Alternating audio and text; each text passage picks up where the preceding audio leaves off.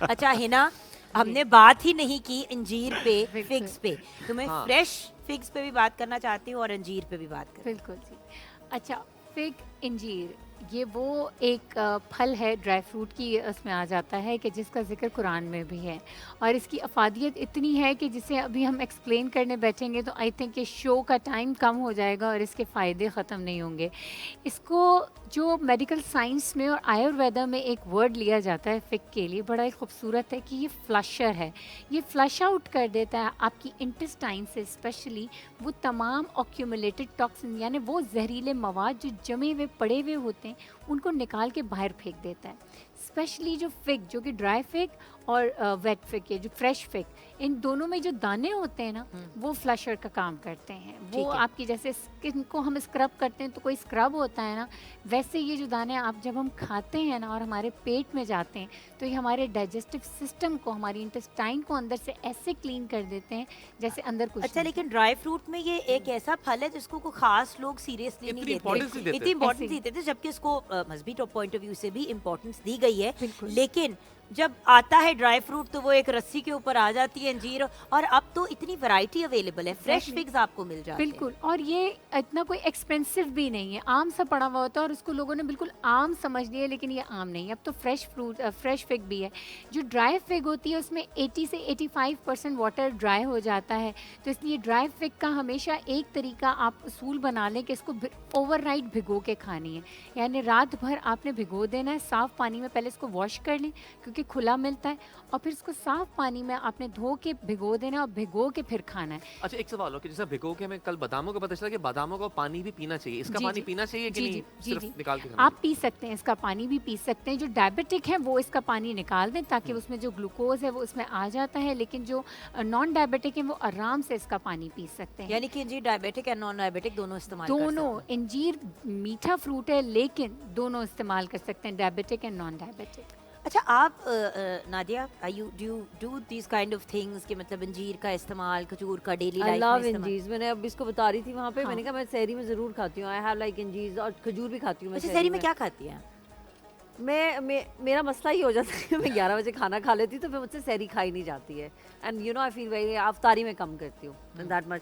तो सहरी में but I usually have like अंडा ज़रूर खाती हूँ मैं। I have a fried egg and I have toast, I can't have parathas, या मैं फिर फ्रूट बन मिलता है उसमें मलाई लगा के खाती हूँ शहद के साथ। फ्रूट बन में मलाई, ये बहुत अच्छा जवाब है। It is so nice. और मलाई लगा तो साथ में भी थोड़ी ऊपर से शहद भी डाल, शहद डाल के और फ्रूट बन के साथ। But I can't have like parathas and आलू के पराठे। इफ्तारी देन? इफ्तारी का मुझे ये है कि फ्रूट चाट अब मैं खा लेती हूँ थोड़ी सी, लेकिन अगर पकौड़े हो ना तो I have to stop myself because I just love पकौड़े, स्पेशली पालक, आलू, ये वाले जो पकौड़े होते हैं ना, ये मुझे सामने ना हो तो खैर है, लेकिन आ जाए तो फिर इनकार करना मुश्किल है। फिर मैं इनकार नहीं करती हूँ, बल्कि कल मैंने अपनी मदर इन लॉ को बोला, मैं हम लोग अफ्तारी उन्हीं की तरफ करते हैं, तो मैंने अम्मी को कहा, मैंने कहा अम्मी प्लीज मुझे पकौड़े बना दें, और उन्होंने कल मेरे लिए बहुत सारे पकौड़े बनाए, जस्ट लाइक ईटिंग। मैंने कहा उठा ले प्लीज उठा ले। फिर रात को फिर किस तरह खाना खाती हो?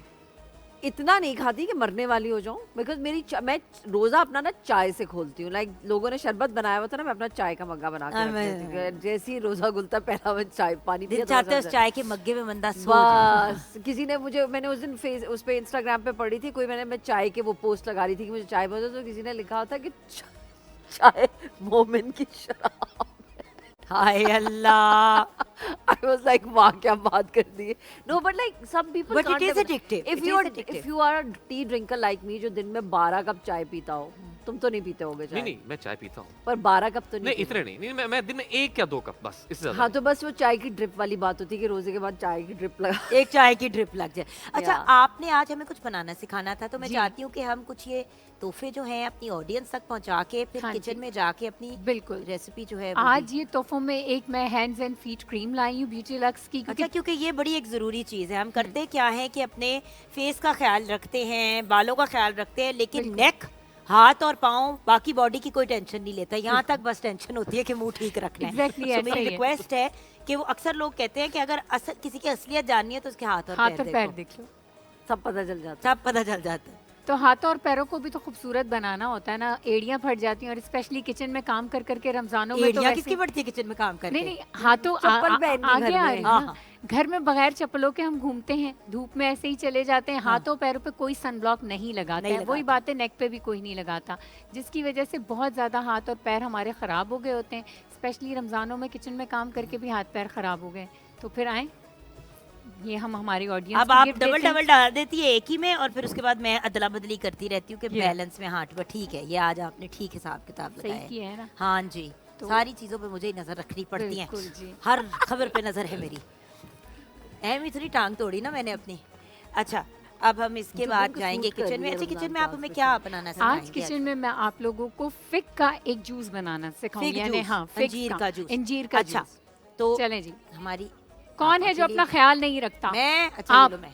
अब ब्यूटी लक्स आने के बाद हाँ जी, यहाँ लड़ाई हो रही है, बस पकड़ा दे किसी को और आ जाए। हाँ बस जिसको भी आ गया आ जाए जी, आ जाए। किचन की तरफ बढ़ते हैं और अपनी रेसिपी की तरफ बढ़ते हैं। आज जो मैं थोड़ा सा करने ध्यान लगी से हूँ ना डिगे हाँ। तो अच्छी बात होगी। फिग का जो आज हम ये शरबत बना रहे हैं ना, कॉकटेल कहते हैं इसको, इंजीर जी। का कॉकटेल, तो ये इफ्तारी में अगर आप बना लेंगे ना तो फुल एनर्जी, और रमज़ानों के बाद आप इसको नाश्ते में सुबह पिएं तो ये आपका नाश्ता ही हो जाएगा। अगर आप हेल्थ कॉन्शियस हैं तो इसके साथ अगर आप ऊपर कुछ ना भी खाएं ना जुगन, तो भी ये फुल बेहतरीन है। अच्छा। ये पूरी रात ओवरनाइट भिगोने के बाद इसको इसका पानी समेत हमने ब्लेंडर में डालना है। पानी समेत ब्लेंडर में डालना है, ठीक है। ये हमने कितनी को अंजीरें डाली हैं? ये 10 से 12 आदत है। अच्छा, और 10 से 12 आदत है, ठीक है ना। 1 टेबल स्पून के बराबर हम इसमें 4 मगज डाल देंगे, क्योंकि इसमें फुल न्यूट्रिशन हम इसको डाल रहे हैं, ठीक है ना। 1 टेबल स्पून सफ़ेद तिल डालेंगे, ठीक है। ठीक है। 7 बादामें डालेंगे, गिन के डालेंगे, वो भी पूरी रात पानी में भिगी हुई, और इसका छिलका उतार लिया। बादाम या बादाम? बादाम थोड़ा सा ग्रामर मिस्टेक हो गई। और थोड़ा 1 टीस्पून लेमन जूस, ताकि थोड़ा सा खट्टा मीठा सा टेस्ट हो जाएगा इसका। पता नहीं अब कैसा बनेगा और कैसा बहुत नहीं अच्छा बनेगा। टेस्ट आप हमेशा जो है ना थोड़ा सा बर्फ डाल सकते हैं आप इसमें, क्योंकि इफ्तारी के वक्त का जूस है। अच्छा, इसके फ़ायदे मैं बताती हूँ आप लोगों को कि इंजीर सबसे पहले तो आपके डाइजेस्टिव सिस्टम को ऐसा क्लीन करेगा, क्योंकि जो हमारे जिस्म में बीमारियाँ होती हैं ना, वो एक्चुअली होती ही हैं टॉक्सिन्स जब जमा हो जाते हैं। कोई भी जहरीला मवाद हमारे जिस्म में जमा होगा और वो होता रहेगा, और ब्लड सर्कुलेशन जब नहीं हो रही होगी। ये तो खुद दिखने में जहरीला मवाद तो बन थोड़ा गया सा पानी अच्छा ओके, सिर्फ आप मुझे डांटने के लिए खड़ी हुई हो। पानी डालें, इसमें बर्फ डालें, इसको खूबसूरत और बनाएं। पोछा भी लगा देती हूँ। अच्छा, ये हुई ना बात, ये चीज। उतना गाढ़ा सा एक सफेद सा लिक्विड बन गया था, मैंने कहा जहरीला मवाद और तो हम थोड़ा किचन में पानी बना रहे डालें, हैं। बर्फ डालें। उसको पहले ग्राइंड तो होने दे सही तरह से। बर्फ तो हम बिल्कुल इफ्तारी से पहले डालेंगे ना, हमारे व्यूअर्स को थोड़ा सा एक आइडिया हो जाना चाहिए कि उसकी लुक क्या होगी। ये देखिए अभी थोड़ा सा और ब्लेंड होगा अच्छी तरीके बिल्कुल से। ठीक है। हाँ जी, हम ये। इसमें बर्फ डालेंगे और फिर आप इसको जैसे चाहें 1-1 ग्लास आराम से पिएं। इफ्तारी में भी पिएंगे, आपको इतनी एनर्जी फील होगी कि आपको और कुछ खाने का दिल ही नहीं करेगा। और मैं इसकी अफादियत बैठ के बताऊं? आ जाओ, मैं सदके जाऊं आपके बोलते बोलते अफादियत बताएं। अच्छा जी। आज हम स्पीड चल रहे हैं। अच्छा सो इसके फवायद? इसके फ़वाइद इतने हैं जुगन, क्योंकि मैंने इस जूस के पहले मैं फ़वाइद बताती हूँ, क्योंकि इस जूस में मैंने बादाम डाली, बादाम के साथ मैंने इसमें सफ़ेद तिल डाले हैं और 4 मगज़ डाले हैं। इंजीर के साथ जब हम कॉम्प्लेक्स ये तमाम चीज़ें डाल देते हैं ना, ओमेगा 3, ओमेगा 6 और ओमेगा 9, तो ये क्लीन तो करता है। ये हाई ब्लड प्रेशर वालों के लिए भी बहुत अच्छा है, डायबिटीज़ वालों के लिए भी बहुत अच्छा है, और हार्ट के प्रॉब्लम में जो है ना उनके लिए भी बेहतरीन शरबत है। उनके बैड कोलेस्ट्रॉल को नीचे लाएगा, आर्टरीज को क्लीन करेगा, डाइजेस्टिव सिस्टम को क्लीन करेगा, तो इम्यूनिटी कितनी अच्छी बूस्ट हो जाएगी। नहीं, मैं बताऊं कि हमारी बॉडी को इंटरनली क्लीन, आयुर्वेदा क्या कहता है कि अपने आप को अंदर से क्लीन कर दो और फिर आपकी सारी बीमारियां बाहर निकल आएंगी, और फिर आप नेचुरल ऑक्सीजन लें, अच्छा न्यूट्रिशन लें, है यू परफेक्ट।